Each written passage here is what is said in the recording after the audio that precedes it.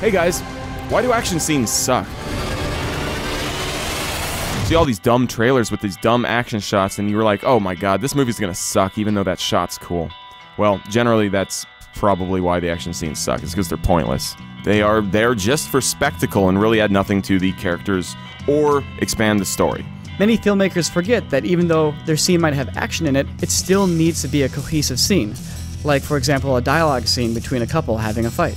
And generally, the worst crime of them all is that the action isn't even that good. It's all obscured by bad camera work and weird choreography and quick edits that are hard to follow. So, what makes a good action scene? Let's start at the top. First up, good action scenes tend to show the action rather than imply it. Now, there's a reason for implying things, but we'll get to that later. But for the most part, we're talking about actually showing it with a wider shot. That let you see what's occurring. A longer movement. That helps add to the energy of the scene without obscuring it. Clear sense of space. Because it's important to understand why a character is making their decisions, whether it's from a dialogue standpoint, where they're going through an emotional moment, or an action standpoint, where they're trying to survive and not get killed. Or having, heck, the action and the reaction in the same shot. You need to show the geometry in the space of what they're in to understand why they are making decisions or why they are in danger.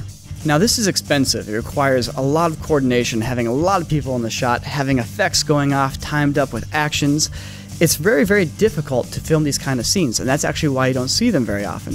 In fact, what many filmmakers tend to do to save money is they imply the action rather than showing it. So what does implying action mean? We're talking close-ups, we're talking obscuring the movement and hiding what's happening.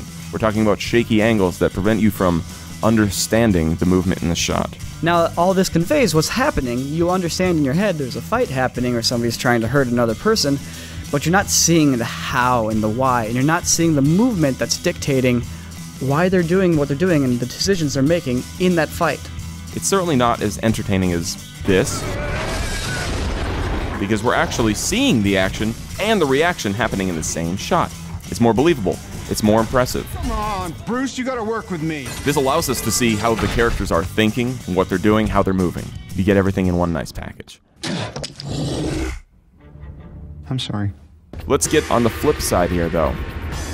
Now, implying action, while generally used to make things less expensive, can be used to some really nice dramatic effect. And an example of implied action being really useful and dramatic is in Saving Private Ryan. When Tom Hanks' soldier hits the beach for the first time and he's surrounded by the chaos and the violence of warfare, we enter the sequence where the shutter speed drops and things get a little blurrier and we cut from moment to moment out of context. Thankfully, it's a very simple type of movement. They're going straight from the water all the way up to the top of the hill, and that's it. And it all works to put us in the mindset of a soldier hitting the D-Day beaches for the very first time.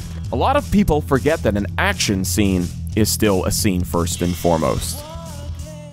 You have spectacle as your action, and you have your character development as your actual scene, and you want to blend those into an action scene.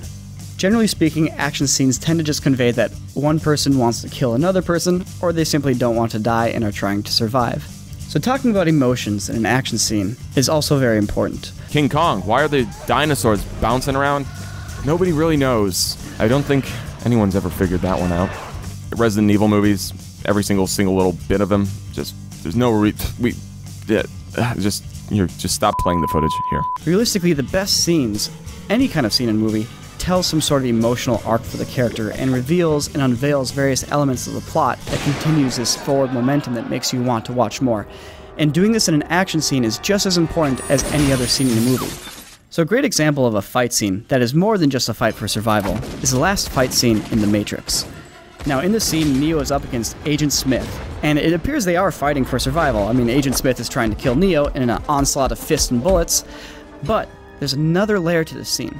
Neo has been told throughout this entire story that he is a hero. He is going to save mankind, and he's starting to question that. And he's going to discover, by the end of the scene, whether or not he is the hero, the prophesized hero that is going to save humanity from the machines. So there's this emotional undercurrent of Neo needing to prove himself and find this confidence and discover this element about him on top of just simply surviving. And that's what makes it a great action scene. It's more than just a fight. We're actually getting an emotional story and we're getting a character arc. Star Wars has some of the best action scenes ever because every single one of them is incredibly emotional. Every single lightsaber fight is not to show you how far down they can limbo over this other guy's swinging lightsaber. And so every single lightsaber fight is literally them just trying to get a grip on their emotions. I will not fight you. It's incredible. It's like, the prequels suck. Just look at this clip of how bad they're missing. So all this talk about character and emotion might make it seem like spectacle isn't important, but it is. It's extremely important. It's just as important as everything else, but it must go hand in hand with character development and story. He's the one. Now, good action has spectacle, and spectacle is visually entertaining. But without an emotional connection to our characters, we don't care. And this is actually a challenge that a lot of natural disaster films face. San Andreas, for example. And they show us cities getting torn apart and giant volcanoes exploding and wiping out chunks of the earth. It's tricky to make people care. Now, if you look at Independence Day, you'll notice that in these scenes of large destruction, these scenes of great spectacle, we actually have characters involved that we've grown to love. We have characters that we are watching and we are invested in their survival.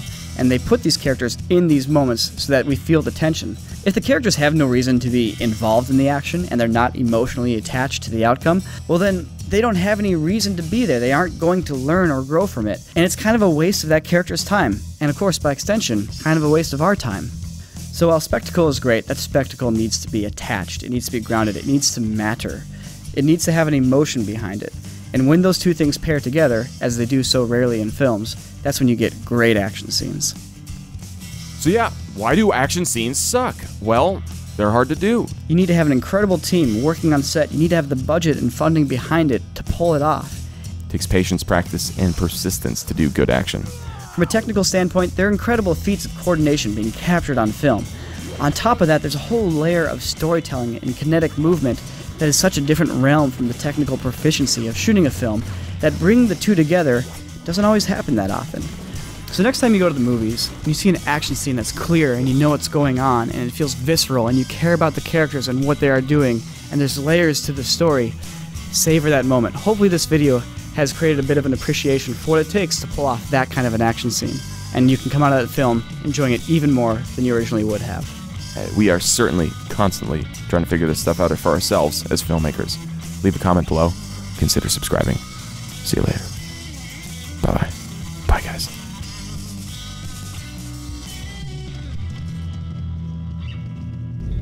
Why are you doing this?